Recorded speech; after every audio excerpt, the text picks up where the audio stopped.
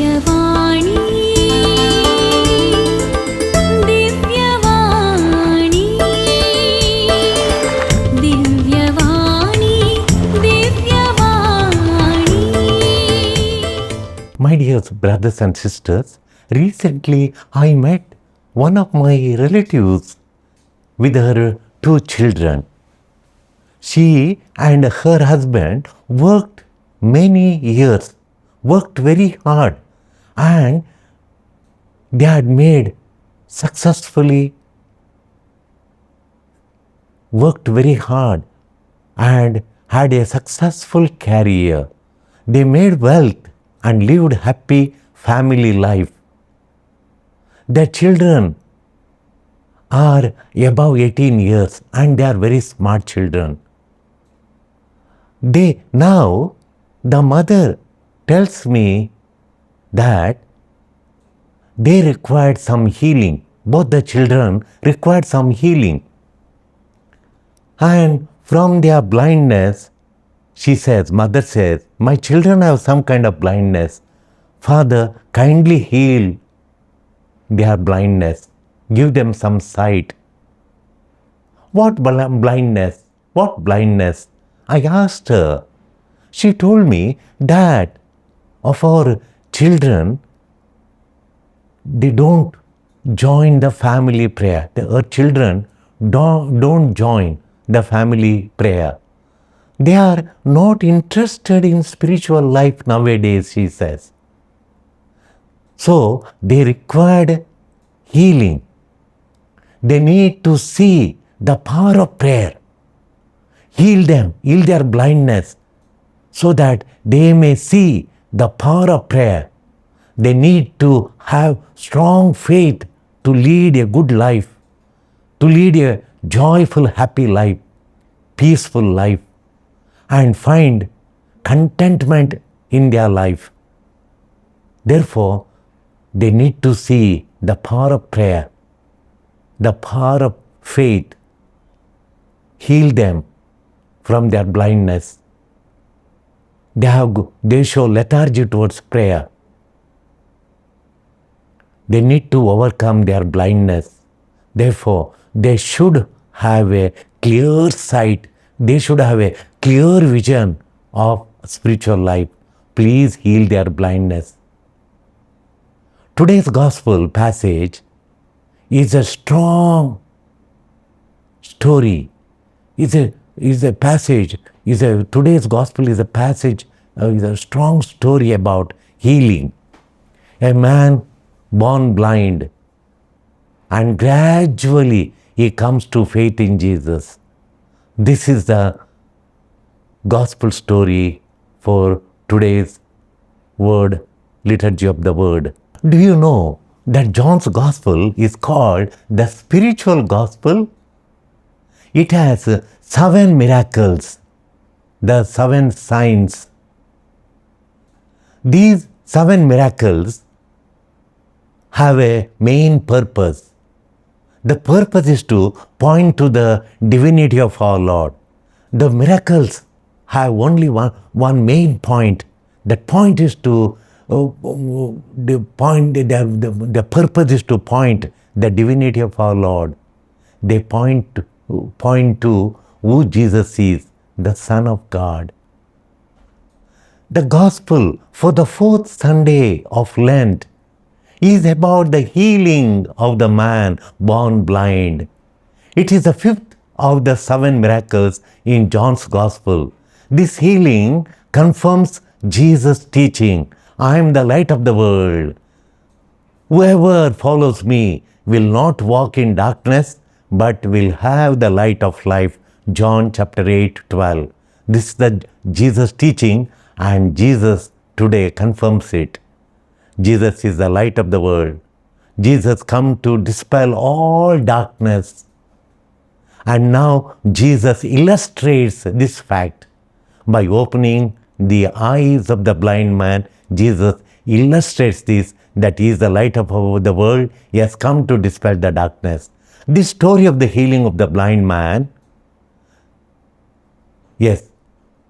reflects two main things. reveals two main things. The first, the consequence of rejecting Jesus. The second, the blessing we receive for turning to Jesus in faith. The blessing received by one who turns to Jesus in faith. The first is the consequence of rejecting Jesus. If you reject Jesus, the consequence, what are the consequences? That this passage with this healing of the blind man, this miracle teaches us the consequence of rejecting Jesus. The second, if you receive Jesus, the blessing received by one who turns to Jesus in faith, tremendous blessing. By the way, this man has been blind since birth. He is born blind. At that time, there was a common misconception that such a birth defect might have been caused by the sins of the parents of the person. Partly, this common misconception comes from a misreading of Exodus chapter 20, verse 5 to 6, the misreading of this verse, in which God said that He inflicts punishment. The verse says, God inflicts punishment on the children of those who hate God. If you hate God, God inflicts punishment on the children, and He will punish down to the third or fourth generation. If those who hate God, this is a punishment.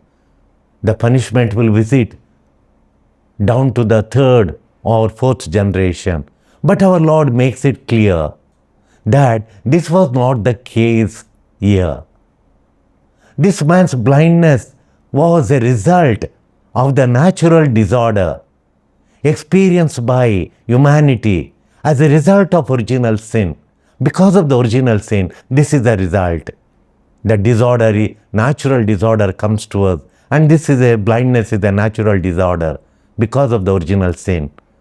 If humanity had never been cast out of the Garden of Eden, disease, sickness, and natural disorders would have never existed in human history.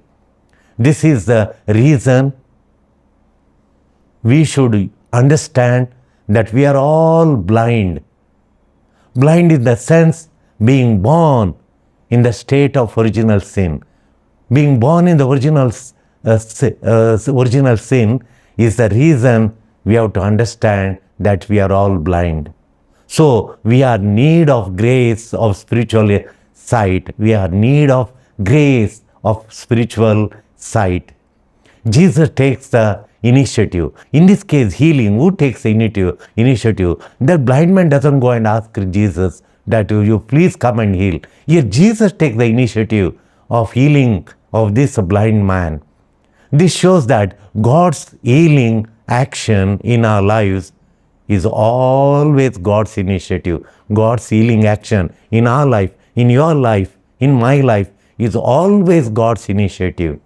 Jesus offered this man healing from his blindness. Jesus knew he will gradually come to faith in him. Jesus knew this blind man, this born blind man, will gradually, eventually, will come to faith in him. The far more important part of healing is that is gradual coming to faith in Jesus. That is more important in this miracle. That is the important part. He gradually, this born blind man, gradually comes to faith in Jesus. After the healing of the blind man, the Pharisees hear of the healing. The news falls into the ears of the Pharisees. Pharisees hear the news about the healing of this born blind man. They begin to question this man. They also interrogate his parents as well.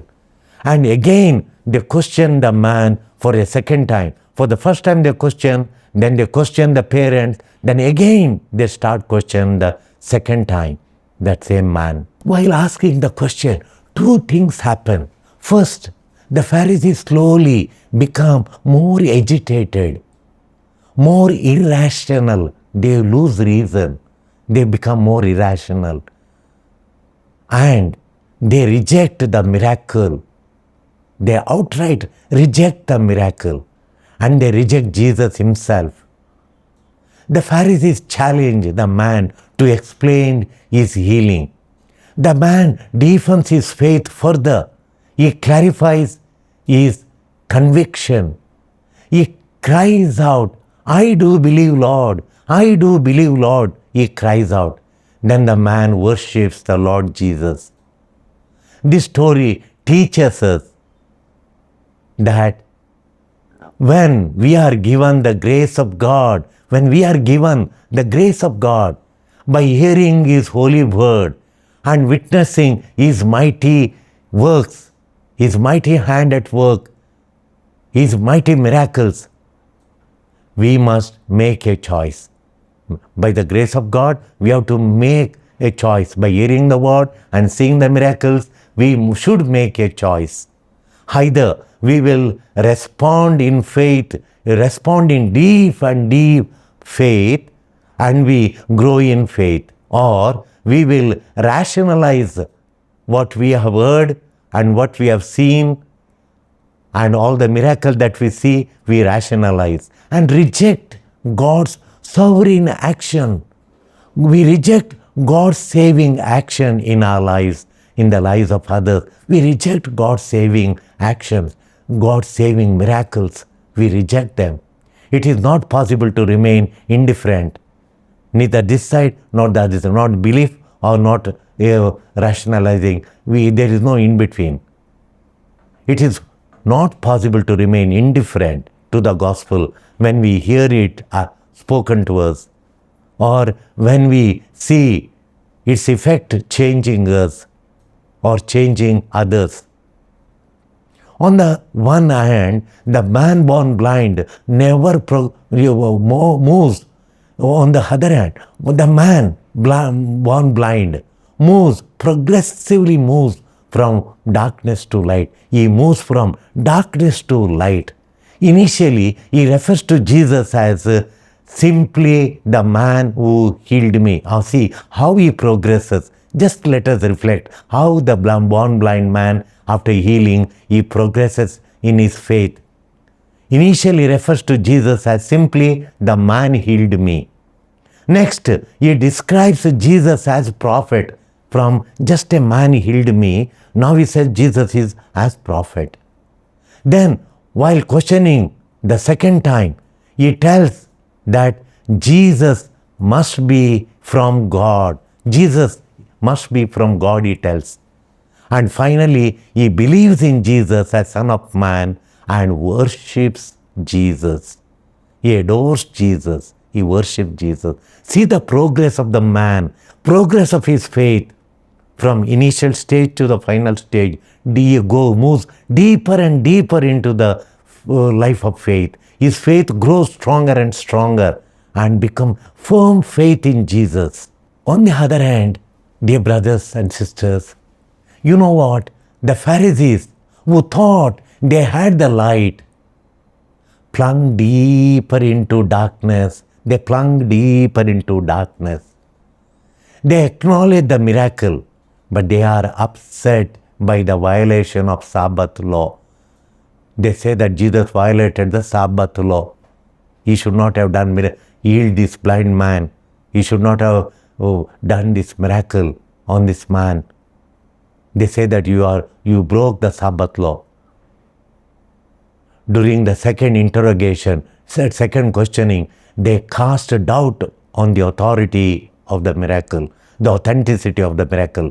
They cast doubt on the authenticity of the miracle. Finally, during the third questioning, third interrogation, they maltreated the man born blind. They maltreated him.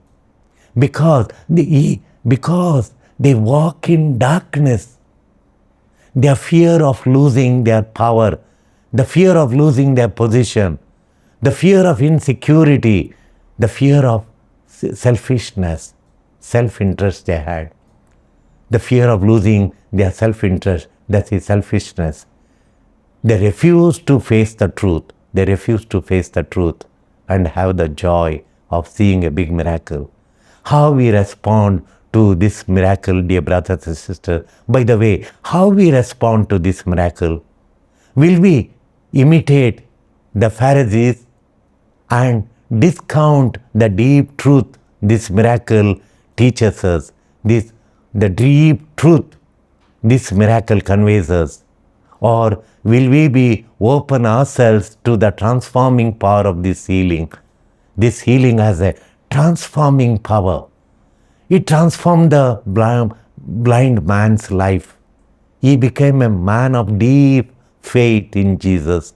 We need to commit to the path of this blind man. Say to our Lord, I do believe, Lord. Apply those words to every action of Jesus in our life. When Jesus does great things every day in our life, we say, I believe, Lord. I believe. I do believe, Lord. This should be our response in gratitude to every miracle that happens in our life. Apply those words to every action in our life. That faith must lead us to worship Jesus, the light of the world. Like the Pharisees, we have eyes to see, but sometimes we are not only blind, we are blind and in the dark. We walk in the darkness whenever we fail to see the suffering of the poor. We see the suffering of the poor and we don't see, then we walk in darkness, then we are blind. Or whenever we ignore the lonely, when we ignore them, we are walking in the darkness, we are really blind. Would that we be more like the healed blind man so that we could walk in the light. Light shines through us every time when we walk in the light. Light shines through us when we serve the needy. Whenever we produce every kind of good fruit, when we produce every kind of good fruit, goodness, justice, truth, every kind of goodness, every kind of justice and truth, then we are walking in the light. Light shines in and through us. This is what St. Paul tells us in the second reading, Ephesians chapter 5, verse 9. Many times our marriages are broken. We walk in darkness. Our relationships are broken. We walk in darkness. Business partners fall apart and experience darkness. Why? Why when our marriages are broken, we walk in darkness? Why? Because we see only outward appearance, only external things like success, like our status, like our wealth, like our possessions, like our qualification. But we do not look on the heart, like love, compassion, whether one has compassion, whether one has respect, whether one has generosity, whether one has gratitude, whether he is consulting the other partner, whether he is sharing the things with others, or whether one has belonging, a quality of belonging, whether one is available. God wants availability, not our ability, availability. When Prophet Samuel was sent to anoint a king from among the Jesse's sons, God sends Prophet Samuel to anoint a king from among the sons of Jesse. Jesse, the father, makes his sons one by one, the stronger and very impressive ones, pass before the prophet Samuel. One by one, God rejects them. God says, this is not my chosen one. First, Jesse sends his elder son Eliab, the stronger one, the impressive one is Eliab. When Eliab comes before Jesse, God says, this is not my chosen one. This is not my chosen one. Then Jesse sends the second one, Abinadab. Second one comes, the Abinadab. When Abinadab passes before Samuel, Samuel wants to anoint him because you were very impressive. You was very strong. You will be the best king of Israel. So Samuel wanted to anoint Abinadab. First he wanted to anoint Eliab because he is impressive, he is very strong. Second, Abinadab. And next, Shammah. All of them, God tells, this is not the chosen one. This is not my chosen one. This is not my chosen one. Then Jesse finally makes David his son pass before Samuel.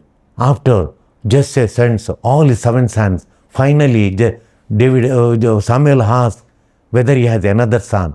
Then Jesse tells him, I've got another son who is looking after the sheep and goats. He is good for nothing, so to say, according to Jesse. And Samuel makes him come to him. When Jesse makes him pass before before prophet Samuel, God tells him, this is my chosen one, anoint him. This is my chosen one. This is my chosen one, anoint him. And David was anointed. Why God chose David? And why he anointed David? Because he was very faithful to God.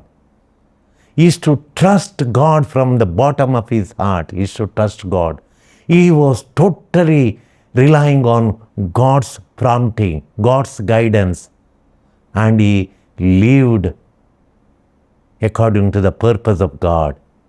God sees not in our ability, but our availability. David had compassion. God saw it. David had kindness.